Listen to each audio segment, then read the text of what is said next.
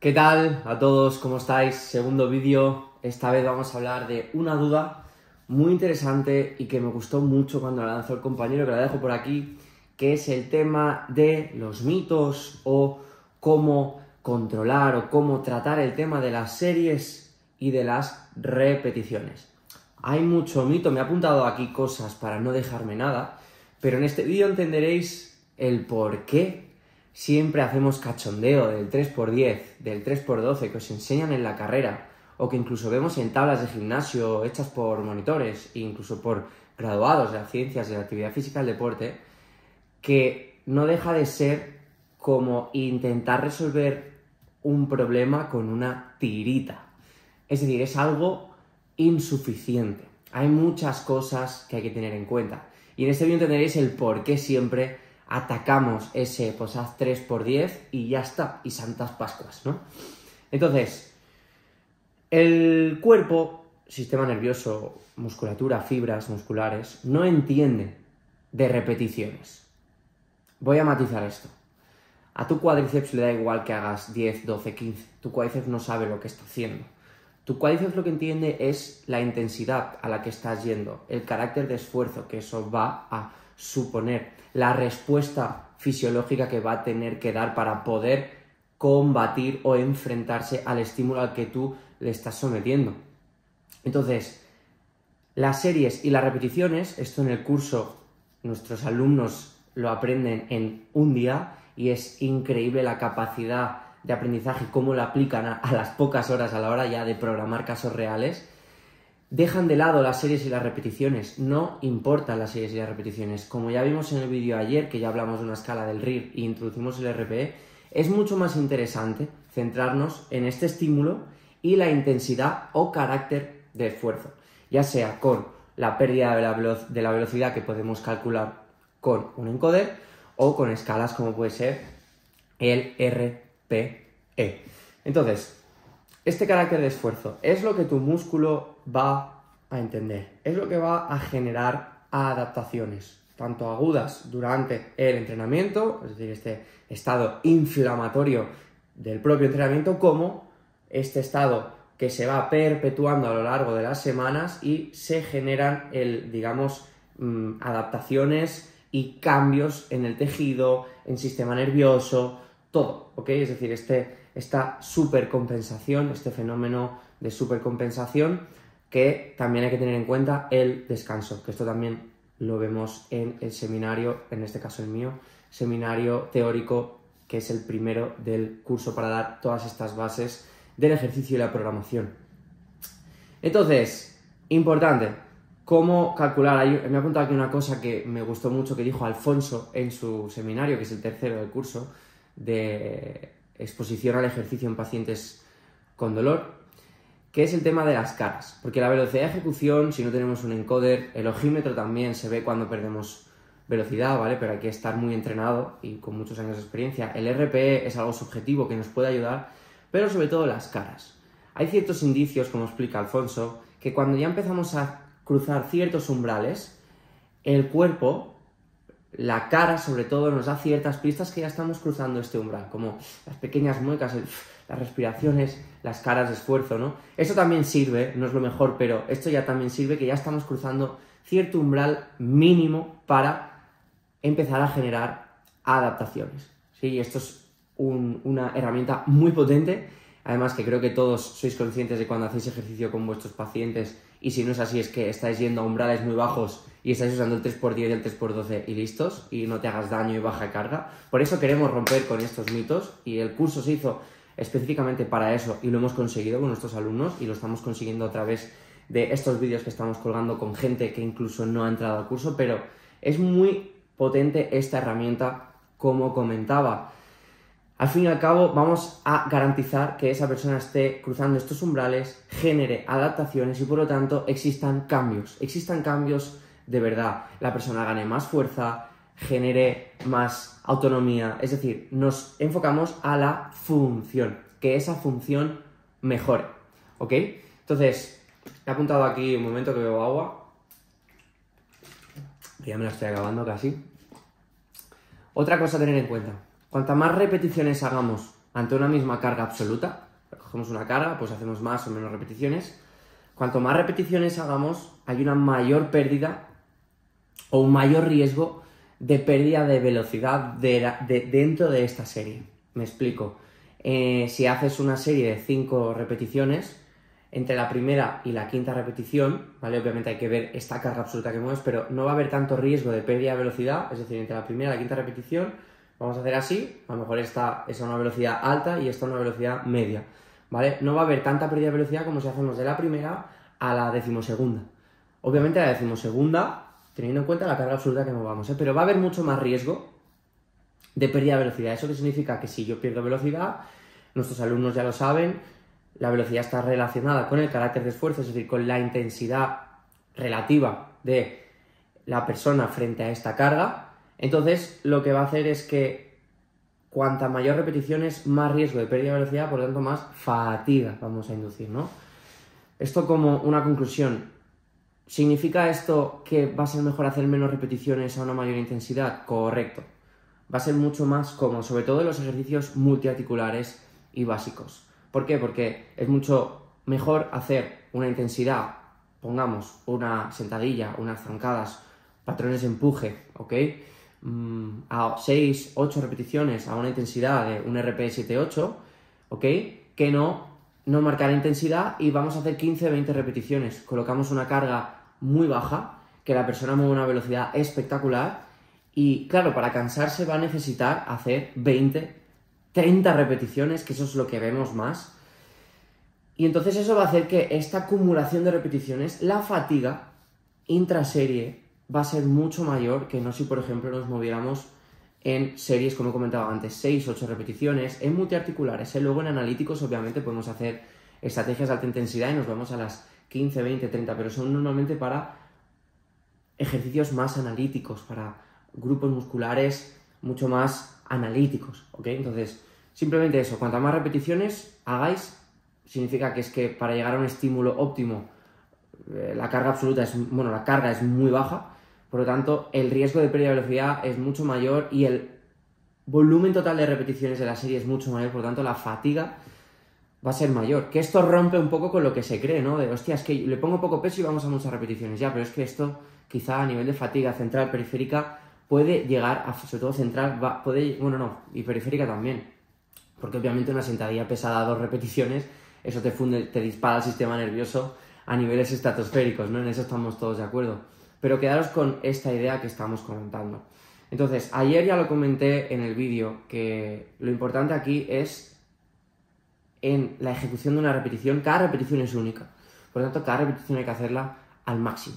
Sobre todo la fase concéntrica, es decir, en este estado donde nosotros movemos el peso o hacemos el movimiento contra la gravedad. Máxima velocidad intencional, eso siempre, máxima velocidad intencional en la fase concéntrica. Que luego se puede trabajar en la fase excéntrica con tempo, es decir, este TUT, este time under tension, este tiempo bajo tensión, y tanto que sí, y también es beneficioso para generar mayores adaptaciones, mayor hipertrofia, pero obviamente también generamos más fatiga. Va a depender siempre, es un gran depende, va a depender del contexto, ¿no? Valga la redundancia. Entonces, lo importante aquí va a ser que la capacidad de la persona siempre sea la máxima intencional a la hora de mover este peso, sobre todo en la fase concéntrica. ¿Por qué? Porque al fin y al cabo eso, y está demostrado en miles y miles de estudios, esto lo exponemos en el curso y lo explicamos más detalladamente en el práctico, cómo es muy importante hacer que esa velocidad sea la máxima, sobre todo por el tipo de estímulos a las fibras rápidas, que son las que primeras se acaban deteriorando con la edad, con distintos tipos de contextos patológicos. Por ejemplo, cáncer, es muy importante trabajar con esta velocidad, controlar la velocidad durante la serie para no generar más fatiga de la necesaria o ni siquiera pasar estos umbrales de los que hemos hablado al principio. Entonces, esta estimulación de las fibras rápidas, pensar que a nivel de motoneuronas se ha demostrado que una fibra rápida, por todos estos contextos, sobre todo de edad, se puede llegar a convertir, explicándolo de una manera muy simple, ¿de acuerdo? Hay muchos detalles y muchas cosas que no voy a explicar aquí porque daría para otro vídeo, que puedo hacer otro vídeo hablando sobre esto, pero las fibras rápidas se acaban convirtiendo a fibras lentas y eso ya no se vuelve a revertir. Que es decir, esa funcionalidad, esa capacidad reactiva que tiene este tipo de fibras, las fibras rápidas, una vez se pierden, muy complicado que se vuelva a recuperar en su totalidad, ¿vale? Obviamente podemos mejorar, esto significa que si una persona mayor no ha entrenado, no puede, sí, tanto que lo puede recuperar, con un entrenamiento bien programado y bien pautado a largo plazo, ¿sí? Entonces, tener en cuenta esto, fibras rápidas, máxima velocidad intencional es lo más importante y el carácter de esfuerzo. Las repeticiones nos dan bastante igual. Nuestros alumnos, a veces, cuando estamos programando casos reales, hacen una sesión, ¿no? Y de repente programan 4 semanas y hay muchas veces que ponen, me lo invento, ¿no? Pues un ejercicio de un patrón de empuje, pues con la landmine, un empuje a un brazo, ¿no? Empuje push press con la landmine y ponen 3 series por interrogante. ARPE 7-8. ¿Por qué? Porque lo que nos interesa es la intensidad, es el carácter de esfuerzo que yo genero, es la fatiga que yo le voy a generar y eso sí que lo puedo controlar y programar, ir viendo, ir monitorizando dentro de los límites que nos supone monitorizar con la herramienta como por ejemplo el RPE, pero es mucho mejor que no poner 3x12, venga, pues vamos probando peso, ¿no? ¿Por qué? Porque si yo pongo 3x12, yo ya me estoy limitando a un rango de repeticiones. Entonces, ¿a qué intensidad voy? Claro, si la persona ni siquiera sabe a qué intensidad hay y tú tampoco, pues eso va a ser suerte, va a ser una ruleta. Habrá una serie, un ejercicio que el estímulo sea óptimo, ni nos pasemos ni nos quedemos cortos, pero a lo mejor en el otro nos quedamos muy cortos, que es lo que pasa, como he dicho antes, el 90% de las veces. Es lo que os pasa el 90% de las veces, por miedos, por creencias, porque os ha machacado con el 3x10, el 3x12 y demás. Entonces, ¿todo esto lo aplicaríamos en todos los contextos? Sí, absolutamente. En rendimiento, en patología, es que da absolutamente igual. Dolor, obviamente con ciertos detalles, con ciertos matices, ¿no? Pero todo esto, la base se puede aplicar en cualquier, y se debe aplicar en cualquier contexto. Entonces, como he dicho, no os obsesionéis con las series y las repeticiones. Obsesionaros más en aprender a programar a largo plazo. Eso de diseñar sesiones está muy bien. Que no es fácil, porque las sesiones, si se diseñan bien, tienen un gran impacto durante la sesión y posesión en la persona. Y sobre todo, el cómo vosotros tratéis. La persona va a notar que vosotros entendéis lo que estáis haciendo, ¿no? Pasa con estamos hablando de ejercicio, pero pasa con diagnóstico, pasa con punción seca, con cualquier herramienta que utilicéis de la fisioterapia. Eso lo va a notar la persona si domináis o no domináis.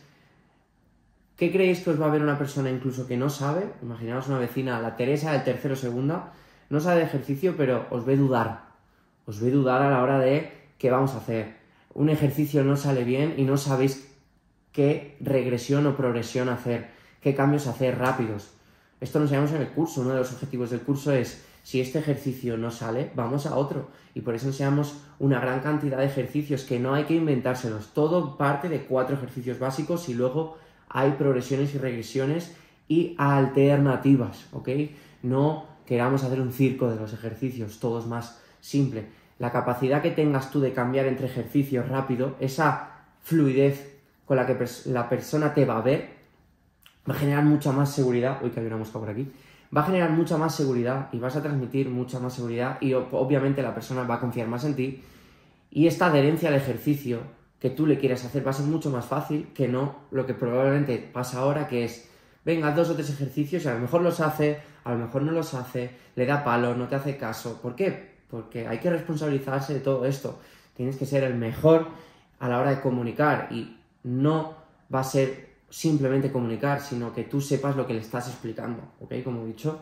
Entonces, programar a largo plazo tiene que ser tu objetivo principal. Las series y las repeticiones no son lo más importante, son una unidad más de las variables de la carga. Hay intensidad, como hemos hablado, el carácter de esfuerzo relacionado, hay el tiempo bajo tensión, hay la densidad en cuanto a tiempo de trabajo, tiempo de descanso, obviamente también tener en cuenta la parte metabólica, la parte del cardio. Hay muchas frecuencias, hay muchas variables de la carga que tienes que saber controlar. Y no es algo difícil, es algo muy, pero que muy fácil. Pero tienes que ponerte a estudiar o tienes que coger, digamos, interés en poder aprender esto para transmitir esta seguridad a tus pacientes o clientes. Luego también he apuntado aquí como última cosa el tema del CrossFit, ¿no? Ahora llega CrossFit y de repente ¡pam! Te mezcla todo esto, te mezcla todos los conceptos, ¿no? Por eso es tan interesante, es como muy completo. Obviamente no me voy a entrar en que si los monitores, que si el nivel de los monitores, que si es que son entrenamientos grupales, no pueden estar. Eso no voy a entrar. Yo, por ejemplo, a mí me encanta el CrossFit, yo he practicado CrossFit, pero llega CrossFit y se carga todo esto un poquito, de esto que hablábamos de la teoría a nivel de series y repeticiones, de interferencias, que no me gusta llamarlo así, pero de interferencias entre la parte metabólica cardio con la parte de fuerza, cómo lo cruza, ¿no? Entrenamiento cruzado, este atleta híbrido que ahora está tan de moda. Entonces, ¿qué es mejor, qué es peor?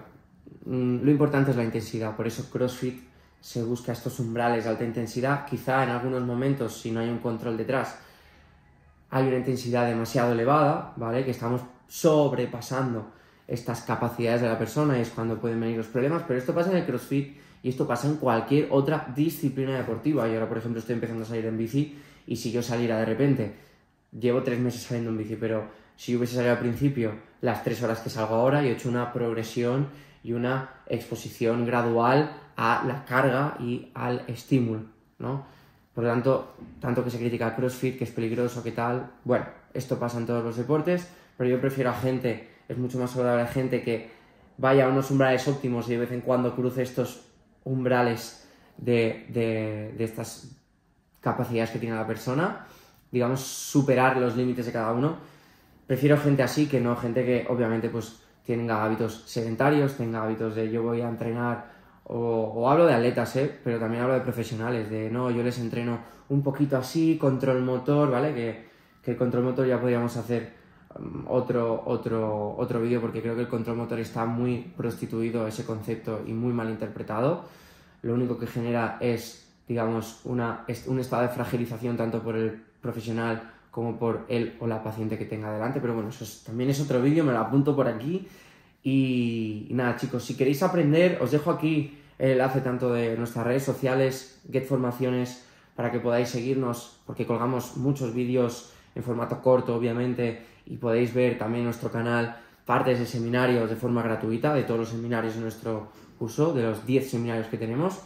Y también os dejo otro enlace que si quieres información, si quieres mejorar de verdad esto, si quieres convertirte en un experto del ejercicio y quieres empezar ya, te dejo un link aquí abajo que vas a hablar conmigo directamente vía WhatsApp, te voy a responder yo personalmente y ahí vamos a ver si nosotros, Get Formaciones, los profesores, podemos ayudarte a que alcances tus objetivos y mejores tu capacidad de programar ejercicio a largo plazo, no solo sesiones sueltas. Nada, hasta aquí el vídeo, espero que os haya gustado, comparte con quien veas que le va a interesar este contenido y que pueda aprender y nos vemos a la próxima, chicos, un abrazo.